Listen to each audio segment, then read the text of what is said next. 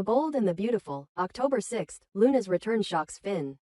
Secrets explode, and relationships hang by a thread. Monday, October 6, brings The Bold and the Beautiful into explosive territory as the fallout from Luna Nozawa's shocking return continues to ripple across Los Angeles. For Dr. John Finnegan, it's a day that flips his world upside down. The woman he thought was dead, the woman he was led to believe had perished tragically, is alive. Luna Nozawa, his own flesh and blood, has been secretly kept hidden. And now, the truth is crashing down on everyone who played a part in this lie. It all starts with Finn's total shock. Luna's survival isn't just unexpected, it's incomprehensible to him. In the aftermath of the horrific incident at the beach house and his frantic efforts to save Liam Spencer's life, Finn was barely catching his breath when the next bombshell dropped. Luna didn't die. His reaction is instant and intense. Confusion, anger, betrayal. Because the lie didn't just happen overnight. This was a cover-up. And that cover-up started with none other than his own adoptive mother, Lee Finnegan. Lee, a seasoned doctor herself, claimed Luna had died during recovery. She insisted on it, repeated it with conviction. But now, Finn discovers it was all a front. Luna didn't die. She was secretly recovering under Lee's private care, alive, healing, hidden. Finn is blindsided. Why? How could Lee make such a choice? How could she withhold the truth from her own son? From a grieving family? From a world that believed Luna was gone? Lee's motives are murky. She claimed to be protecting Luna, maybe even the family. But to Finn, it feels like a massive betrayal. This wasn't just about a medical decision. This was a conscious choice to deceive. To orchestrate a lie. And Finn, a man of truth and ethics, can't just swallow it. But Lee wasn't the only one involved. The plot thickens further when Sheila Sharp's name surfaces in connection to Luna's concealment. Sheila, never far from scandal, got wind of the truth and, instead of blowing it open, helped keep it hidden. Another layer of deception. Another betrayal. Finn now has two women. His adoptive mother and his mother-in-law. Complicit in the same web of lies. And he's furious. This isn't just about moral outrage. It's personal. Luna is family. Blood. A part of him. So while part of Finn is relieved, even happy, to know she didn't die, that relief is quickly swallowed by a deep, simmering anger. Because Luna's return doesn't bring peace. It brings danger. And chaos. Finn knows what this means. Luna's return will shake the foundation of everything. Her presence alone is a ticking time bomb, especially with her pregnancy still shrouded in secrecy. No one knows who the father is. Not even Luna. And the consequences of that uncertainty could reshape several lives. That's where Will Spencer comes in. Will and Elektra Forrester are teetering on the edge of a fairy tale romance. They've built something beautiful, passionate, stable, promising. But now Luna's reappearance threatens to obliterate it.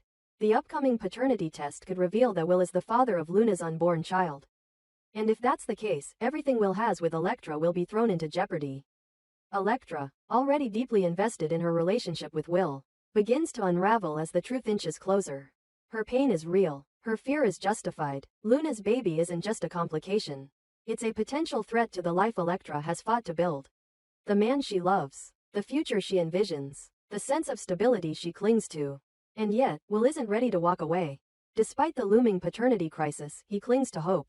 He refuses to give up on their love, not yet. Back at the hospital, Poppy Nozawa, Luna's mother, finds herself in the crosshairs. She shares an emotionally charged scene with Finn in his office. Their confrontation is raw. Finn needs answers. Why did Poppy go along with this charade? Why didn't she come clean? Poppy, visibly shaken, struggles to explain. Her emotions are tangled, part fear, part guilt, part relief. And there's a darker truth lurking beneath her tears. Because once upon a time, Poppy wasn't exactly mourning. She expressed a strange cold satisfaction about Luna's supposed death. She said things she can't take back, things that now make her motives even more questionable. Her reaction to Luna's survival isn't a mother's joyous relief. It's complex, wounded, defensive. There are shadows in her past, and Luna's survival threatens to drag them into the light. Meanwhile, Finn can't stop thinking about Steffi Forrester. His wife has no idea what's happening. She's out of the loop, unaware that Luna is alive and pregnant, unaware that a lie this massive has consumed everyone around her. And Finn dreads what will happen when she finds out. Because when Steffi returns, and she will, she'll be walking into a minefield. Finn wrestles with whether to tell her. Every instinct tells him to come clean. But the timing feels impossible. The truth is still incomplete. The paternity test hasn't come in. There are still too many unknowns. But how long can he wait? How long can he hide something of this magnitude from his own wife? And that test, the paternity test, looms large over everything. Set to take place sometime during the week of October 6 to 10. It's the single most important event in this tangled web. The results will determine Luna's fate. Will she be forced back into legal jeopardy? Will Spencer be tied to a child he didn't plan for? Will Elektra walk away? Will Bill Spencer, protective and prideful, demand retribution? The test will define everything. Until then, Luna's presence remains an open wound, one that refuses to close. Her return forces every character to confront their past, their choices, their loyalties. Finn has to decide whether to stand with truth or protect those who betrayed it. Lee must face the consequences of her deception. Sheila might find herself ostracized yet again.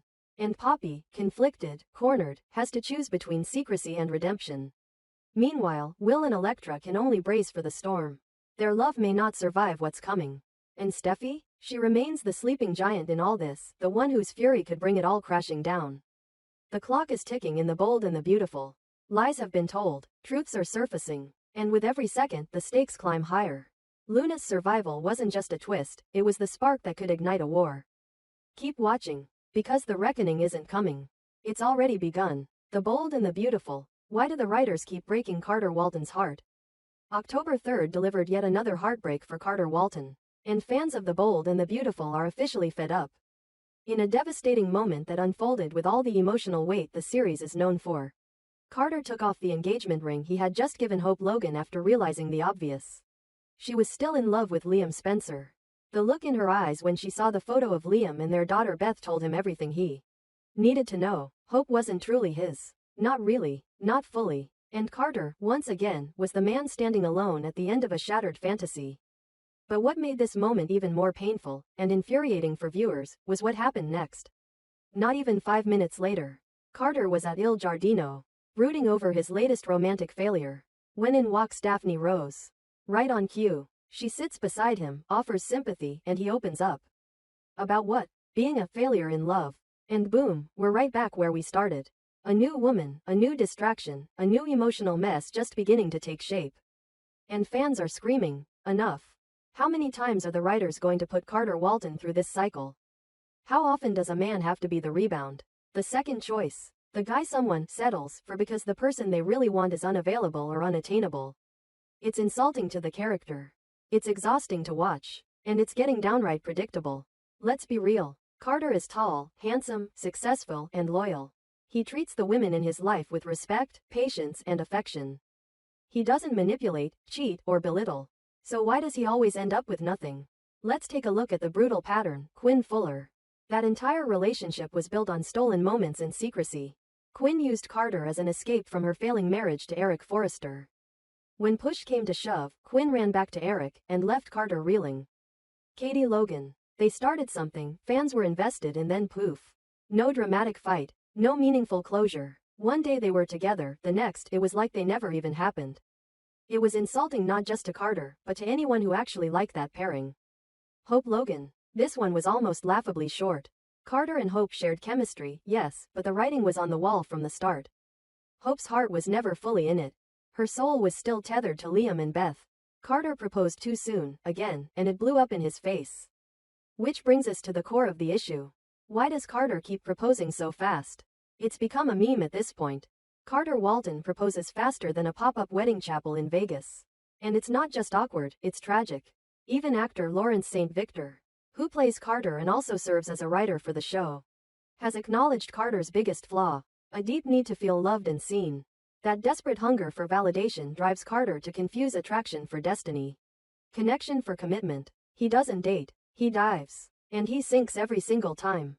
It's the same story on repeat. Carter meets someone. He idealizes her. He convinces himself she's the one. He proposes. And before she even has a chance to say, I do, she's already halfway out the door. Either because she still has feelings for someone else or because she realizes she was never really in love with Carter to begin with. Which brings us back to Daphne Rose. Are we supposed to believe this is finally it? That this woman, who literally showed up within minutes of Carter's latest breakup, is somehow going to be the one who chooses him first? No way. Let's not forget, Daphne was introduced as someone with motives. She came to LA for work. Her encounter with Carter was orchestrated at first, not organic. She wasn't some stranger who just happened to stumble into his life. It was calculated. Now, sure, it seems like genuine feelings have started to surface, but come on. The timing, the coincidence, the predictability, it's all too familiar. The smart money says this is another disaster waiting to happen. Let's predict it now. Carter immediately projects all his needs onto Daphne. They fall in love in record time, probably by the end of the week. He proposes, again. Something unresolved from Daphne's past comes out. She leaves. Carter gets his heart ripped out, again. It's not just annoying anymore. It's painful. The character deserves more. The fans deserve more. Carter doesn't need another relationship. He needs therapy. He needs to be single for more than 5 minutes. He needs to sit with himself, work through his issues, and figure out why he keeps throwing himself into these toxic, fast-track romances. There's something deeply sad about the way he cannot be alone, not even for one meal. One afternoon, one breath, and let's talk about that. Carter just ended an engagement, and within the same episode, he was already emotionally leaning on another woman. That's not romantic. That's a pattern of codependency. And the show needs to address it, not glamorize it. There's no growth, no arc, no resolution. It's just rinse, repeat, heartbreak. And we're tired of watching it. Now the fans are shouting across social media, please stop doing this to Carter. Give him time to rebuild.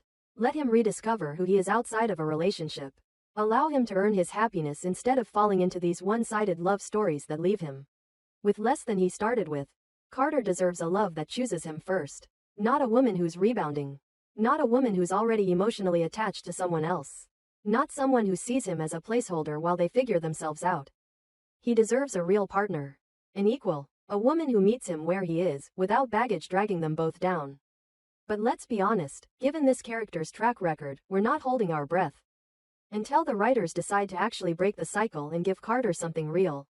Not rushed, not recycled, not rebound. We're likely to watch him crash and burn again. Quickfire answers for fans. Q. Is Carter Walton leaving The Bold and the Beautiful?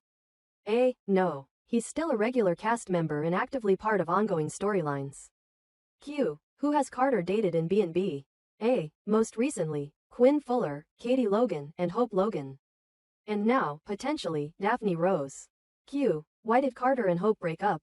A. Carter ended the engagement after realizing Hope still loved Liam, which was obvious from her emotional response to seeing a picture of him with their daughter, Beth. So, what's the takeaway here? Carter Walton deserves better. He deserves a storyline that isn't built on emotional scraps. He deserves to be the first choice, not the fallback plan. And most importantly, he deserves to love himself enough to walk away when it's clear he's not truly wanted. Until that happens, we'll keep watching the same sad cycle unfold. And we'll keep shouting into the void, hoping someone in the writer's room hears us. Give Carter a break.